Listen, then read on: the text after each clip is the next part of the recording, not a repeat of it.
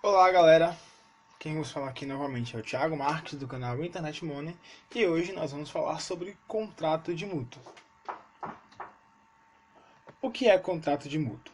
Gente, o mútuo está localizado lá no Código Civil, no título 6, que fala das várias espécies de contrato, lá no capítulo 6, que trata dos empréstimos, na seção 2, que fala especificamente do mútuo, que no seu artigo 586 diz que o mútuo é o empréstimo de coisas fungíveis.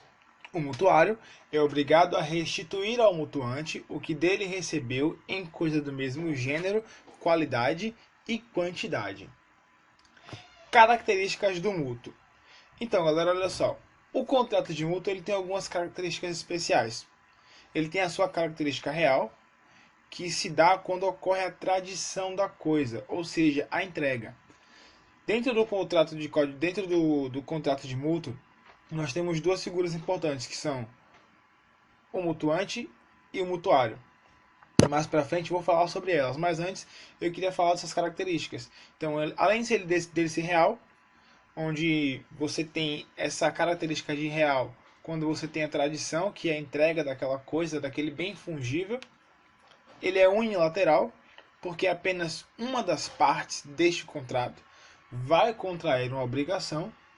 Ele pode ser temporário ou de duração, porque esse contrato de mútuo, que é um contrato de empréstimo, você não necessariamente precisa definir um tempo específico para ele, mas você pode definir um prazo para que essa coisa seja devolvida ou para que esse contrato seja celebrado. E ele pode ser gratuito ou oneroso. Como é que vai ser isso? Ele vai ser gratuito quando não envolver nenhum bem, quando você não pedir nada em troca, ou seja, ele é gratuito porque o mutuante, que é a pessoa que entrega aquele bem, não recebe nada. Somente o mutuário, que é aquele que recebe a coisa emprestada. E ele pode ser oneroso porque aquele mutuante pode fixar uma parcela de juros para agregar ao valor por não estar com aquele bem, aquela coisa que foi cedida, que foi emprestada. Então, existe um risco no contrato de mútuo. Como eu tinha explicado para vocês anteriormente, existem duas figuras dentro do contrato do mútuo, que são, respectivamente, o mutuante e o mutuário. Esse mutuante faz a transferência desses bens para o mutuário. E é aí que existe o risco, porque olha só, o mutuário vai lá, recebe aquele bem, aquela coisa fungível que o mutuante emprestou para ele, e decorrente disso, digamos que esse mutuário venha a perder esta coisa que foi emprestada. Então, o mutuário recebeu do mutuante algum tipo de bem e ele acabou por perder, esse bem foi subtraído dele de alguma maneira. Neste caso, quando esse bem for subtraído deste mutuário, ele ainda assim terá a obrigação de devolver este bem, mesmo que ele não tenha mais. Porque o contrato diz que ele, pegando esse empréstimo, ele terá a obrigação de devolver aquela coisa que foi emprestada na mesma qualidade, gênero e quantidade. Agora, como o contrato fala de coisas fungíveis, vamos entender o que seriam as coisas fungíveis que esse contrato cita. Então, coisas fungíveis são coisas que podem ser substituídas por outras, desde que se encontrem no mesmo gênero, qualidade e quantidade.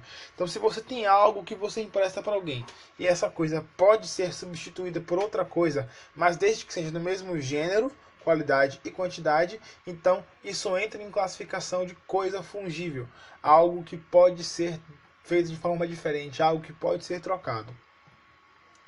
Vamos às especificações de gênero. Gênero, para o direito civil, na modalidade obrigacional, será a denominação específica da coisa, ou seja, o gênero será aquilo que a coisa é, de forma que, mesmo que a coisa pereça, o seu gênero, que é o genus non comperit, jamais se perderá. Então, o gênero é aquilo propositalmente que a coisa é. E, mesmo que a coisa se deteriore, o seu gênero não se perde. Vamos ver um exemplo. Bom, nós temos aqui dois tipos de carros diferentes. Você pode ver uma Ferrari no primeiro exemplo e você pode ver um Fusca no segundo exemplo. Ainda que sejam carros diferentes, os dois continuam sendo carros. Ou seja, carro é o gênero, porque o carro é aquilo que a coisa é. Essa coisa, esse bem é um carro, então o gênero disso é carro, porque ainda que sejam diferentes, não deixam de ser carros. Vamos falar agora de qualidade. Qualidade, ainda nessa classificação, será dada por atributos valorativos da coisa, de forma que especificações diferenciais as qualificam. Vamos ver um exemplo disso para vocês entenderem como é que funciona.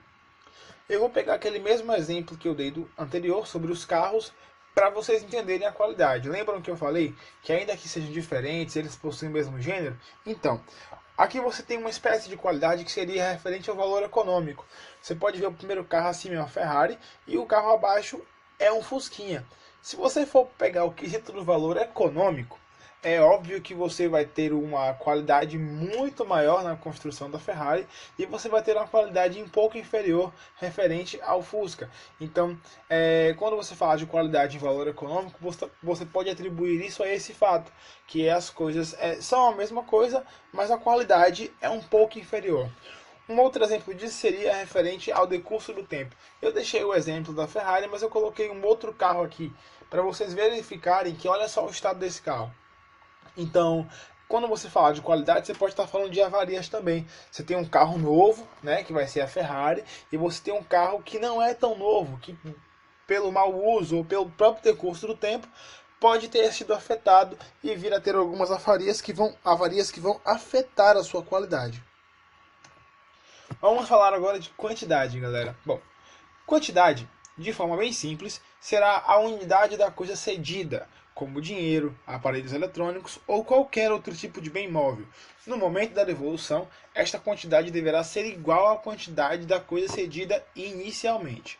Vamos entender isso um pouco melhor. Quando a gente fala de quantidade, principalmente falando de empréstimo, a gente pensa logo em dinheiro, né? Então, olha só, você tem aqui um exemplo do dinheiro. Se eu empresto a você R$100, é óbvio que você tem que me devolver os mesmos R$100. A quantidade da coisa tem que ser a mesma.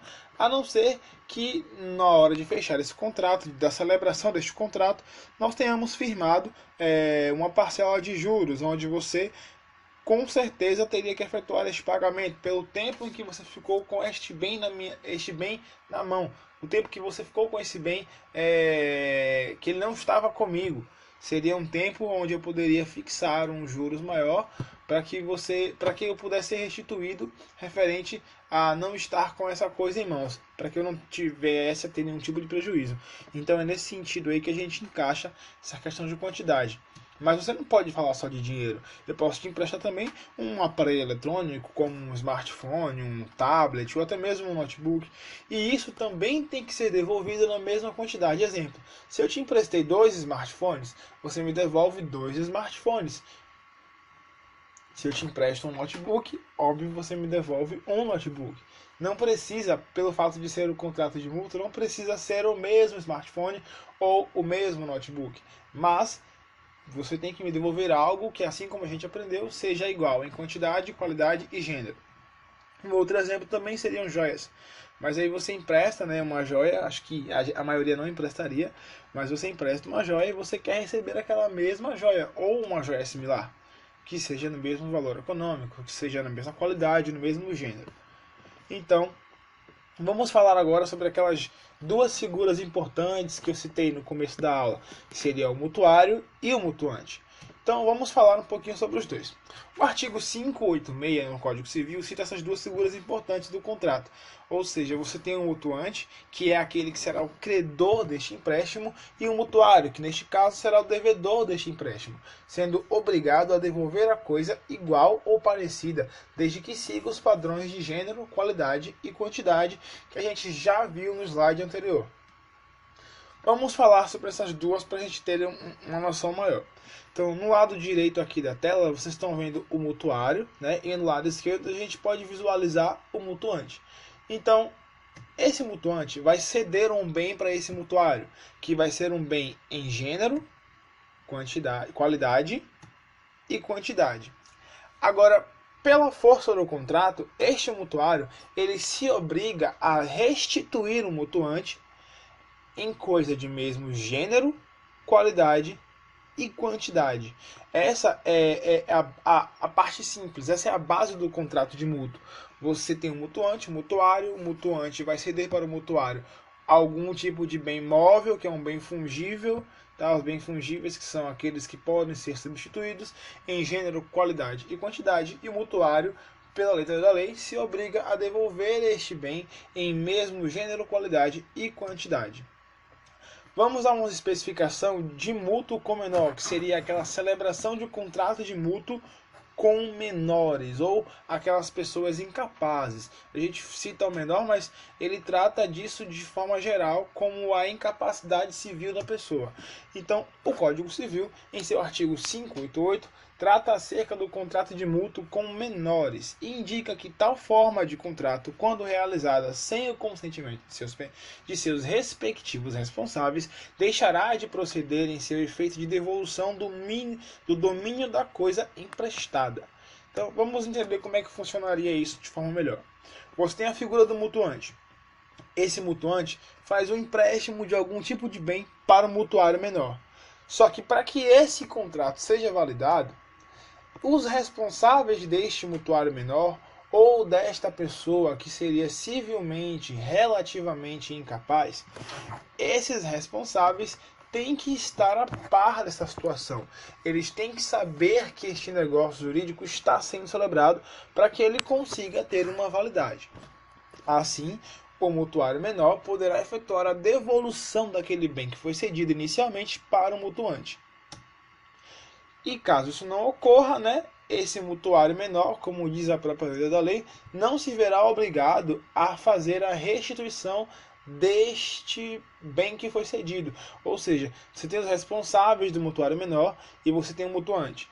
Quando esse mutuante faz um contrato com o mutuário, caso os responsáveis não estejam a par da situação, caso os responsáveis não certifiquem a validação deste contrato, este contrato não será um contrato válido.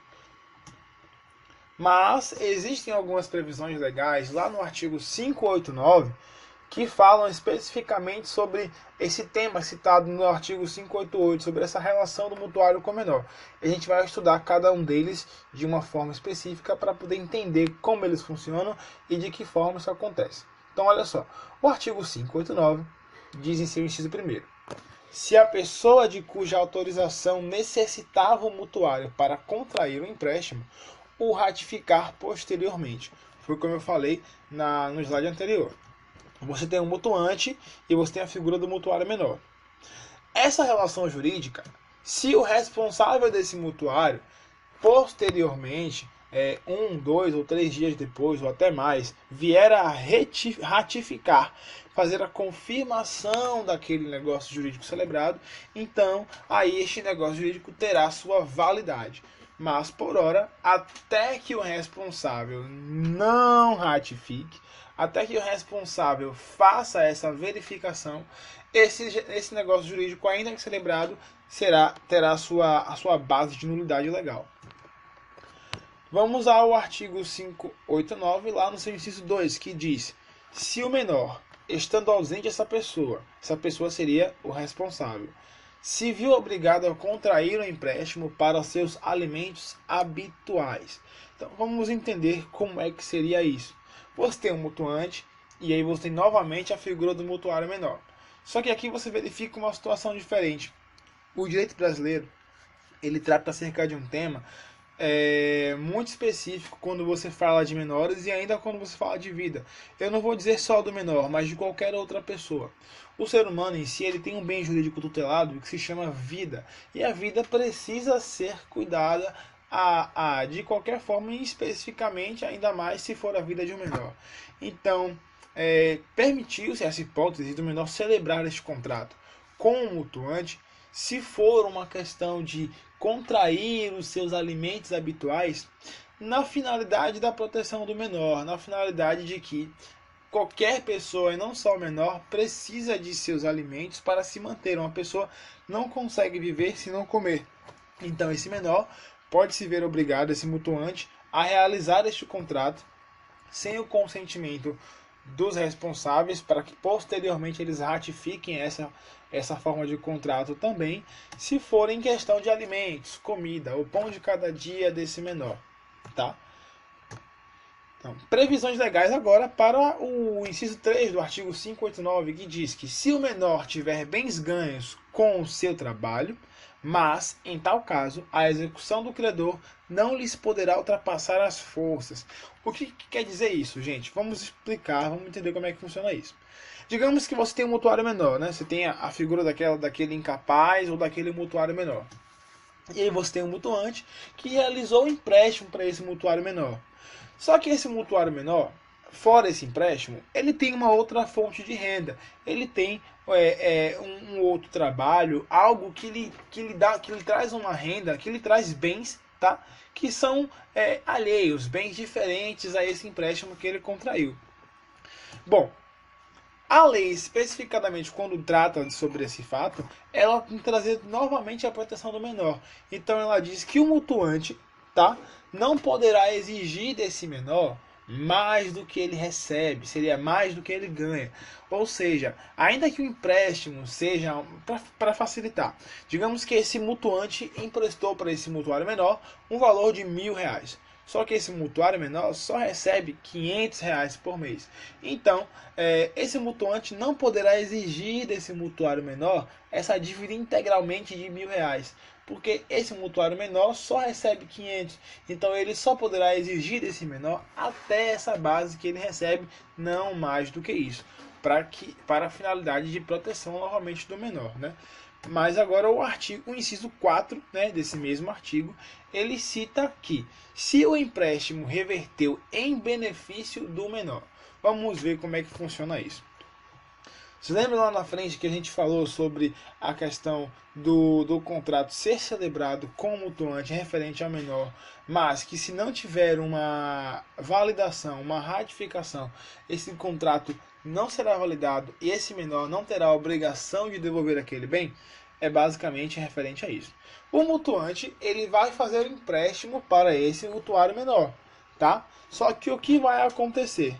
Digamos que esse mutuário menor pegou aquele bem que foi emprestado a ele e converteu esse bem em outra coisa. Exemplo, se fosse dinheiro, digamos que esse mutuário menor pegou esse dinheiro e com esse dinheiro que foi emprestado a ele, ele comprou um aparelho eletrônico, comprou um smartphone ou trocou por alguma coisa, aquele bem que foi emprestado a ele, que originalmente deveria ser entregue o mesmo bem para o mutuante ou um bem similar, se for em questão de gênero, quantidade e qualidade. Bom, a lei trata acerca desse ponto também, porque se ela faz isso de forma para poder proteger o menor, não faz sentido também ela prejudicar o mutuante. Então, esse empréstimo que foi realizado pelo mutuante ao menor e que foi revertido em um outro bem que beneficiou esse menor, isso poderá ser revogado por esse mutuante. Ele poderá pedir a solicitação desse bem novamente para fazer um leilão ou para penhorar e conseguir aquele bem inicial que foi emprestado na relação jurídica que foi celebrada entre esse mutuante e esse mutuário menor. Artigo 589, inciso 5. Se o menor obteve um empréstimo maliciosamente, como eu falei anteriormente, né? Se a lei beneficia tanto o menor, também não faz sentido ela prejudicar o mutuante. Então, o mutuante realiza o empréstimo para este menor, tá? Só que este menor, maliciosamente, ele faz esse empréstimo de forma que ele sabe, ele já conhece a lei, ele sabe que se ele fizer esse empréstimo com o mutuante, ele não será obrigado a devolver, ou por qualquer outro motivo, em alguma daquelas exceções. Nesse caso, a lei traz uma proteção específica agora para esse mutuante, que diz que se esse menor fez esse empréstimo maliciosamente, esse mutuante poderá sim solicitar a devolução desse bem. Esse mutuante ele poderá posteriormente tomar esse bem para si novamente, exigir que esse menor cumpra com a obrigação, porque ele agiu de má fé, ele agiu aí, né, de forma para prejudicar o mutuante. E a lei não vai permitir que isso aconteça de forma alguma. Agora, nós temos uma questão que seria a inversão econômica do mutuário. Vamos ver como é que seria isso, como é que ia funcionar, tá? O mutuário, ele acabou de receber esse empréstimo, ou ele já recebeu esse empréstimo do mutuante de algum tempo ou alguma forma, mas ele está com esse contrato selado, esse contrato firmado de mútuo. Então esse mutuário, até o momento, ele se viu bem. Até o momento ele está em condições de pagar aquela dívida, ele está em condições de continuar com aquela despesa ativa. Então vamos supor que o que acontece seria a vida econômica desse mutuário, ela de uma hora para outra se vê em declínio. Se aquela situação econômica dele muda para pior, se aquele mutuário, ele antigamente, é um exemplo clássico, digamos que o mutuário pegou esse empréstimo e no mês subsequente ele ficou desempregado, ou seja, a situação econômica dele teve uma queda muito grande e a partir daí ele não vai ter mais como efetuar o pagamento dessa coisa. Então, o direito vem trazer uma situação que vai dizer que esse mutuante poderá solicitar deste mutuário, tá, uma espécie de garantia, algo como um depósito ou como um outro bem, tá, em forma de penhor, para garantir que esse empréstimo será pago, para garantir que esse empréstimo será devolvido de forma igual e equitativa para esse mutuário. Porque, como a gente já falou, se a lei protege tanto o mutuante, ainda quando ele é menor ou que ele seja incapaz ou qualquer outro tipo de espécie de mutuante, não faz sentido de forma alguma a gente prejudicar também o mutuário, né? Até porque ele é o credor inicial da dívida e ele está nesse contrato obrigacional fazendo isso de forma para ajudar o mutuário de alguma maneira. Então, não faz sentido prejudicar esse mutuante também por conta disso. Se o mutuário se viu numa situação de declínio da sua situação financeira, da sua vida financeira, ele pode ter solicitar, né, nesse caso especificamente, uma reparação, uma garantia de que aquele bem será devolvido. Vamos ver agora. Lembra que eu não falei no começo sobre a questão do prazo, que seria uma das características do contrato de mútuo? Lá no artigo 592 ele vem especificando também algumas questões onde você pode dar o início dessa questão do prazo. Então, o artigo 592, né, ele fala em seu inciso primeiro: até a próxima colheita, se o mútuo for de produtos agrícolas, assim para o consumo como para a semeadura. Então, nesse caso de empréstimo aqui, seria aquele exemplo clássico de que você empresta uma saca de feijão, uma saca de arroz, tá? Ou que o valor daquele empréstimo seria para essa finalidade de agricultura, de plantação. Ele vem trazendo que até a próxima colheita daquela região, ou daquele devedor, você terá aí essa relação de consumo para poder fazer a devolução. Você terá esse prazo de uma colheita para outra para poder fazer a devolução desses bens. Aqui no inciso 2 ele fala sobre a questão do dinheiro. Ele especifica aqui de 30 dias será o prazo, pelo menos, né, se for a questão de dinheiro. Ou seja, você empresta algum valor em dinheiro, não que necessariamente você precise ter esses 30 dias, mas que se for especificar, que pelo menos dê um prazo de 30 dias para que esse mutuário efetue esse pagamento, que é o prazo que nós temos hoje aqui no nosso país, para quase sempre o recebimento aí de salários, o recebimento de custas sobre pagamentos de serviços realizados. E ele traz também uma terceira hipótese, onde ele diz que do espaço de tempo que declarar o mutuante, se for de qualquer outra coisa fungível. Então, lembra daqueles bens fungíveis que nós falamos no começo da aula, que seriam aqueles bens onde você teria a opção de poder trocar, seriam aqueles bens que não são bens únicos, tá? Seriam aqueles bens que podem ser substituídos. Então, nessa relação de contrato entre mutuante e mutuário, se o mutuante especificar, né, ou se for qualquer outra coisa de bem fungível, aí ele pode especificar, declarar um espaço de tempo para que haja a devolução desses bens. Então, bom, galera, eu vou finalizando por aqui. Tá? Se você gostou desse vídeo, você curte e você compartilha.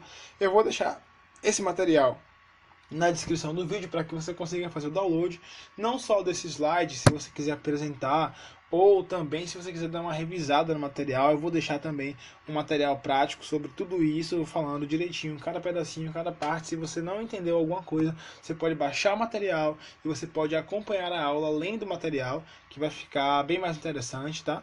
Vai ficar bem melhor para você conseguir entender e acompanhar. Então, eu espero que você tenha gostado. Se você gostou, curte, compartilha e é isso aí.